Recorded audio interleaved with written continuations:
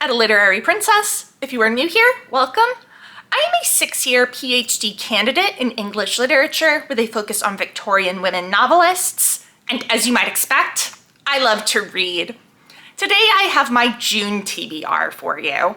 I am participating in 2 events this month. The first is the 10 Years of Books and Things readathon hosted by Katie in honor of her 10-year booktube anniversary. And the second is the historical fiction readathon created by Shelley Swearingen and being co-hosted this year with several people. So we've got Charlotte from Coney Reads, Melinda from A Web of Stories, Brittany from Literarily Smitten, and Gloria from Gloria Z. Thompson. So I'm very excited for both of these events. Let's jump in.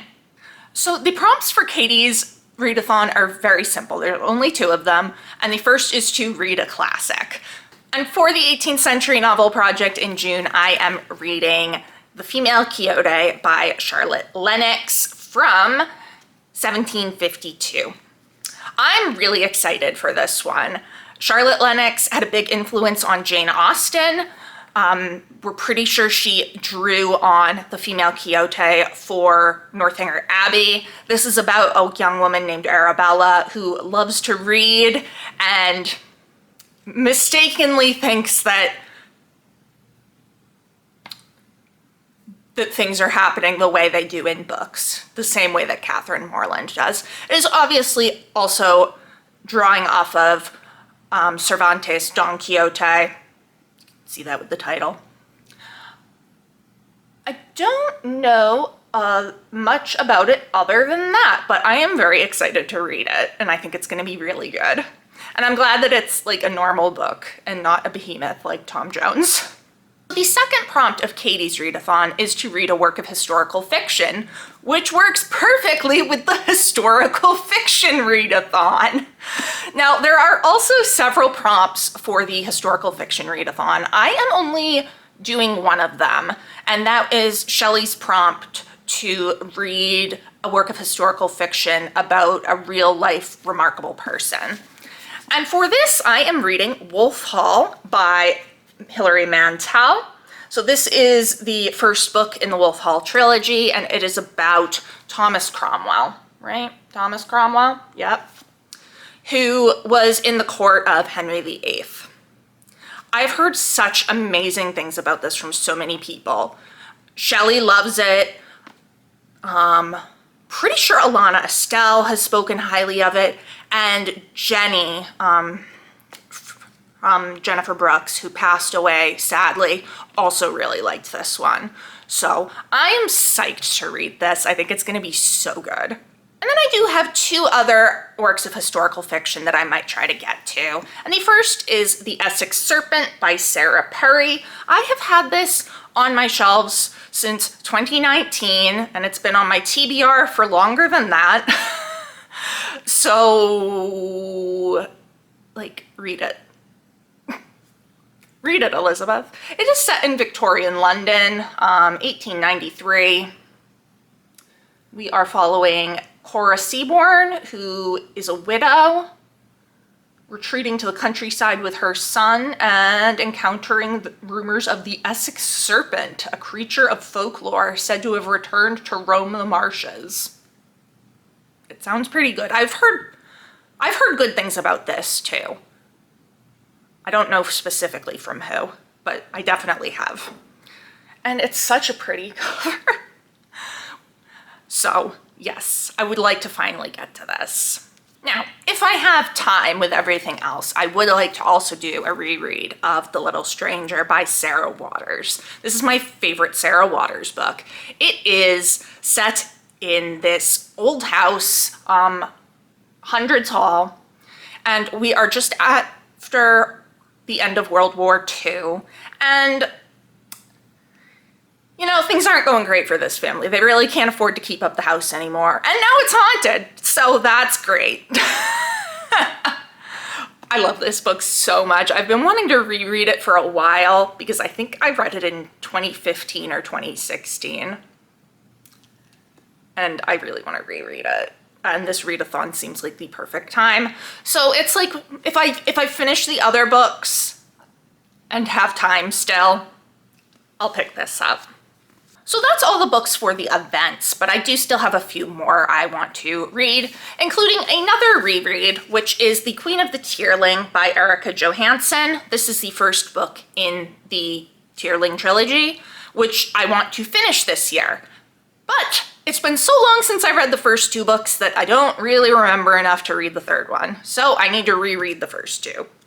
And I thought that June would be a good time to start that reread process. I really loved this book when I read it a really long time ago.